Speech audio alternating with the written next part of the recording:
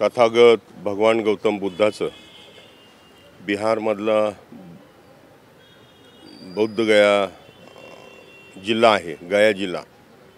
या जिल्ह्यामध्ये हजारो वर्षापूर्वी सम्राट अशोक राजानं तथागतांच्या जिथं त्यांना ज्ञानप्राप्ती झाली अशा ठिकाणी त्यांचं अत्यंत सुंदर असं भव्य मंदिर उभा केलेलं आहे।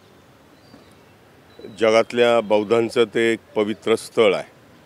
जगभरातनं लोक त्या ठिकाणी तथागतांना नतमस्तक होण्यासाठी येत असतात। जगभरातनं ही सगळी माणसं आल्यामुळे त्या ठिकाणी त्याच्या बुद्धविहाराचं व्यवस्थापन व्हावं, कायदेशीररित्या त्या बुद्धविहाराचं संरक्षण व्हावं म्हणून 1949 साली तत्कालीन बिहार सरकारनं एक कायदा पास केलेला होता।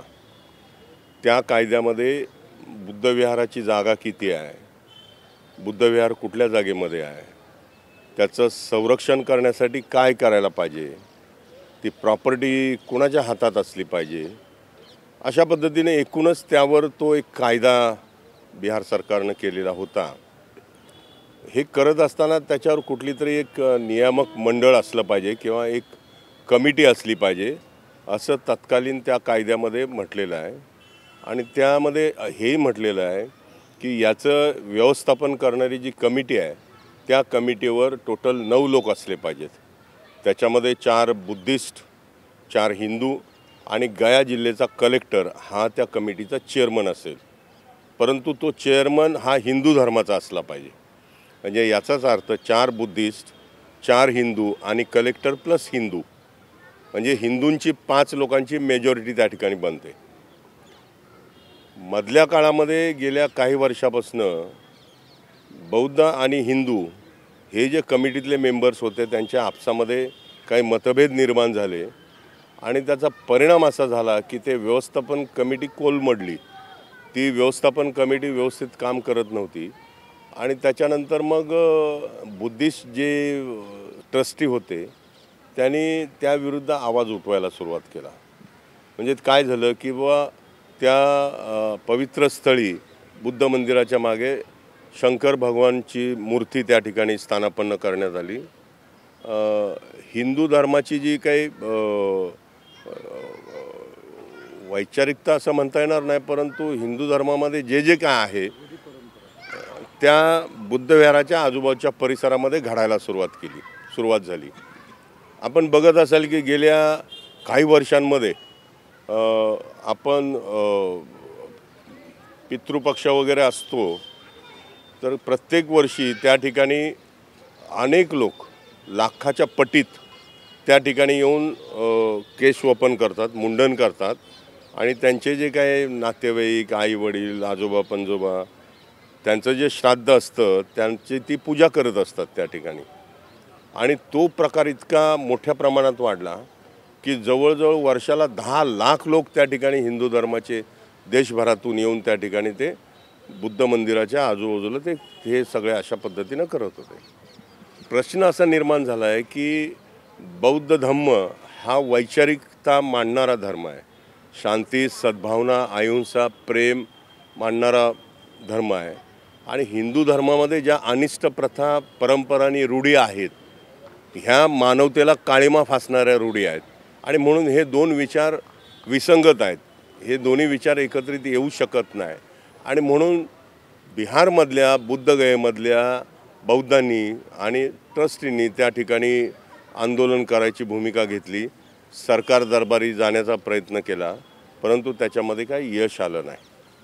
आणि मग शेवटी हा प्रकार हळूहळू बिहार, महाराष्ट्र, गुजरात, पार गोव्यापर्यंत आणि देशभर हा पसरल्यामुळं आणि जगभर हा वाद पसरत गेला आणि जगातले काय बुद्ध धर्माचे लोक आणि देशभरातले बुद्ध धर्माचे लोक एकत्रित येऊन गेल्या 2 वर्षापासून त्या ठिकाणी आपापल्या स्तरावर स्टेट वाईज या गोष्टीचा निषेध करण्यासाठी आणि सांगण्याचा हा प्रयत्न होतोय की जगभरातली जी काही पवित्र स्थळं आहेत मग त्याच्यामध्ये मशिदी असतील त्याचं व्यवस्थापन मुस्लिम लोक बघतात, गुरुद्वारा असेल तर गुरुद्वाराचं व्यवस्थापन शीख लोक बघतायत, हिंदू धर्माचं मंदिर असेल तर हिंदू त्या ठिकाणी पुजारी असतात, ख्रिश्चन धर्माचं जर व्यवस्थापन असेल तर त्या ठिकाणी ख्रिश्चन लोक बघत असतात.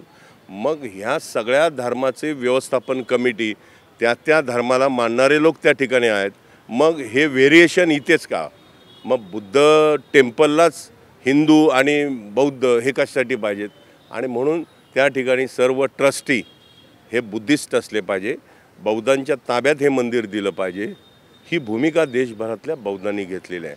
आणि म्हणून त्यांचं म्हणणं असं आहे की बाबा हा 1949चा ॲक्ट हा फार जुना झालेला आहे आणि हा ब्रिटिशकालीन ॲक्ट आहे. मग देशाला स्वातंत्र्य मिळालं 47 साली, देशाची राज्यघटना 1950 साली अंमलात आणली 26 जानेवारीला, पण घटनेच्या अगोदर 49 साली हा ॲक्ट तयार झालेला आहे. म्हणजे देशाच्या स्वातंत्र्याच्या अगोदर हा ॲक्ट तयार झाला, म्हणजे हा ब्रिटिशांनी केलेला ॲक्ट आहे तिथल्या बिहारमधल्या लोकांना सांगून.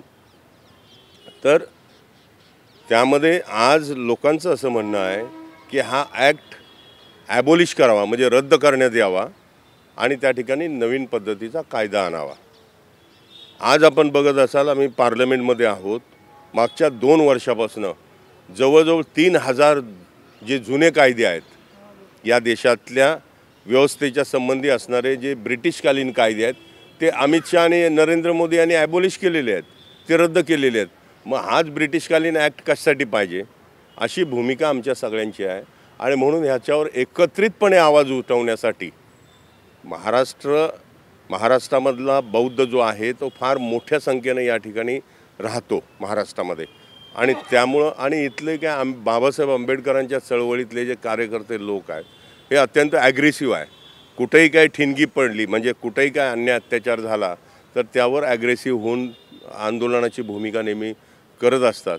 आणि म्हणून या आंदोलनाचा एक भाग म्हणून या संबंधातला एक मोर्चा भारत सरकारला समजण्यासाठी किंवा महाराष्ट्राच्या सरकारच्या माध्यमातून यासंबंधीची आमची तीव्र भावना केंद्र सरकारपर्यंत जाण्यासाठी आणि बिहार सरकारपर्यंत जाण्यासाठी आमचा हा मोर्चा 14 ऑक्टोबरला आझाद मैदान या ठिकाणी दुपारी 12 वाजता सुरू होणार आहे.